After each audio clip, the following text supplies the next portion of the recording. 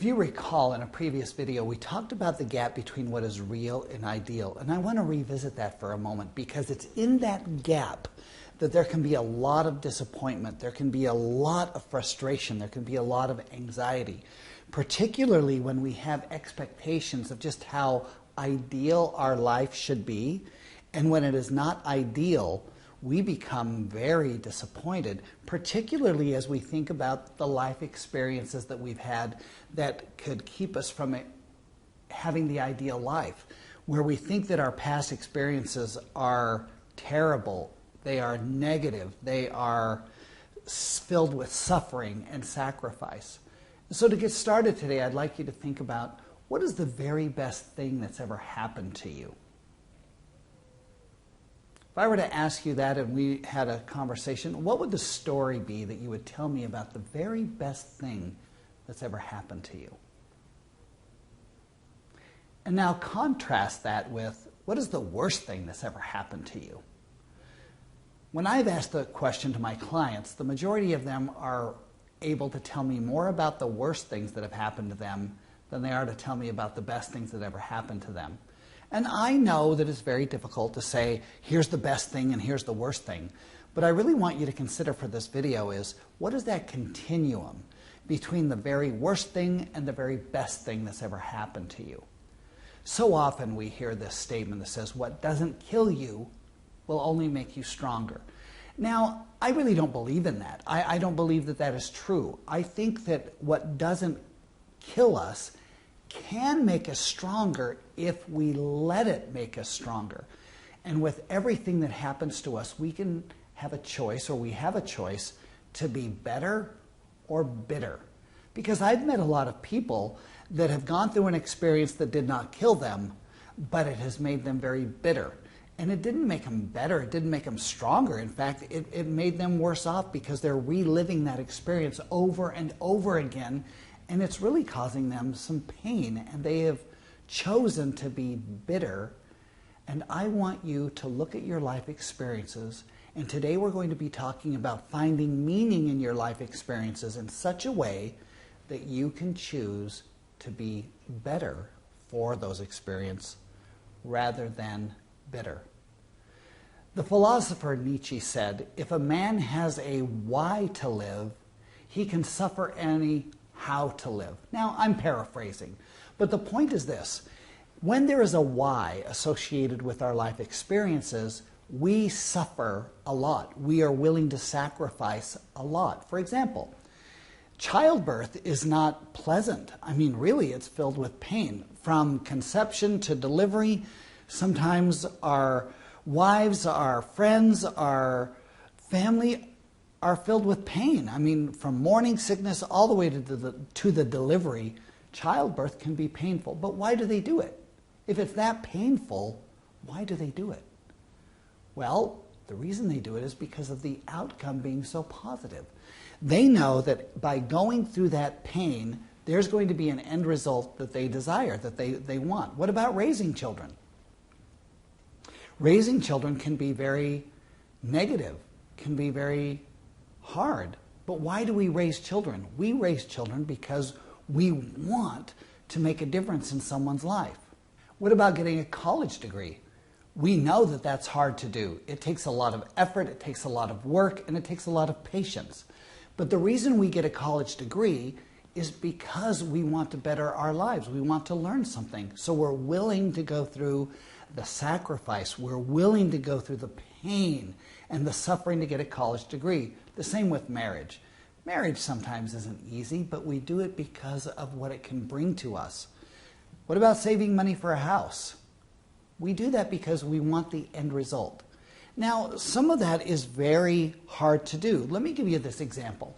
Recently, I had a client come to me very proud that she was able to quit smoking.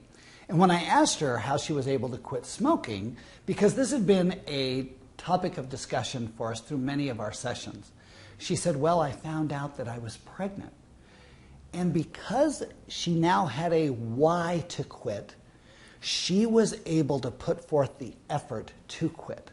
Now, all of these experiences that I have been describing, giving birth to a child, raising children, getting married and being married, saving money for a house, going to college. All of those things have an inherent why. And because they have an inherent why that is important to us, we are willing to go through the sacrifice and the pain to accomplish that goal. But in this video, I really want to talk about those experiences that don't have a why, that are very difficult to explain. Those experiences that we rack our brains and say, why did that happen? Why did that happen? Well, one of the ways to make sense of that is to give it a why. I don't know if you've ever heard this, but I know that I have said it and people have said it to me, that everything happens for a reason. Have you ever heard that? Have you ever said it?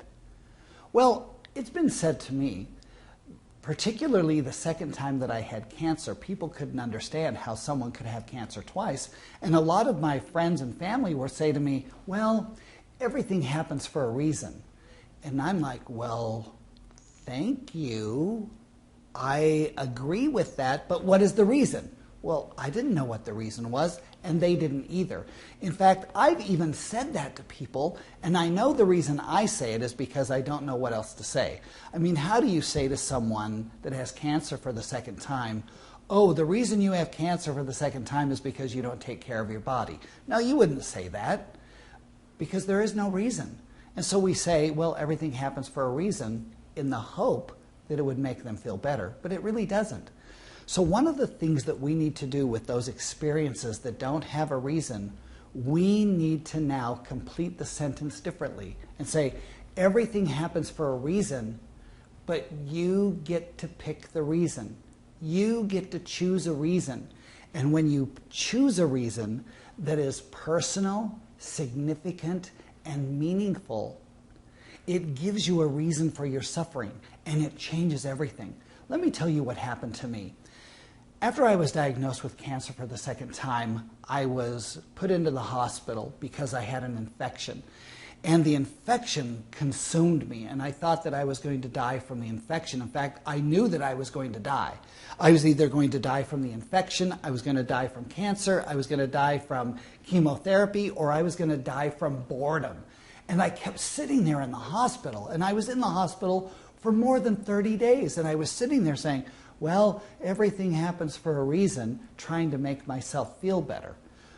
Well, I decided in that moment that I was going to choose a reason, and I was going to choose a reason that is personal, significant, and meaningful. And the reason I chose is that I needed to go through that so that I could help others, so that I could tell stories about it, so that I could make sense of that experience in such a way that I could make a difference in someone else's life.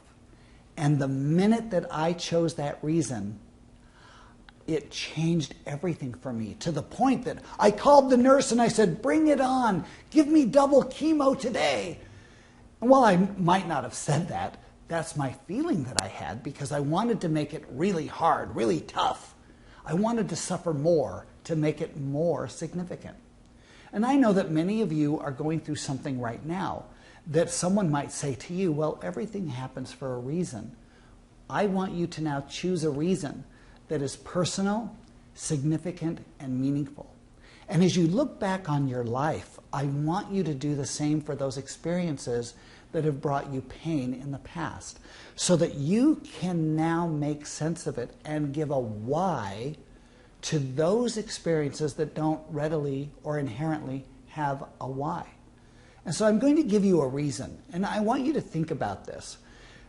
Some of you may have a hard time choosing a reason that is personal, significant, and meaningful.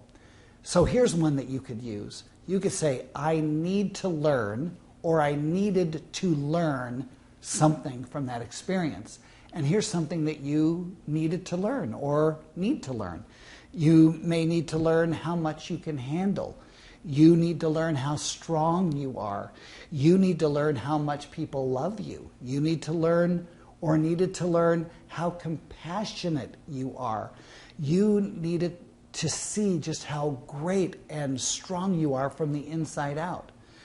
If you focus on what you learned rather than what happened to you, you can now assign meaning to that experience so that it is no longer suffering, so that it is no longer sacrifice. And once you do this, once you assign meaning to your life experiences, you now have a why to live. You now have a why of going through that experience, and it makes all the difference for you. Now remember, a few videos ago we talked about redefining failure to mean success. Well, this is exactly what we're doing, is we're taking an experience that is inherently without meaning, that is probably a negative experience for you, and allowing you and teaching you to now give it meaning.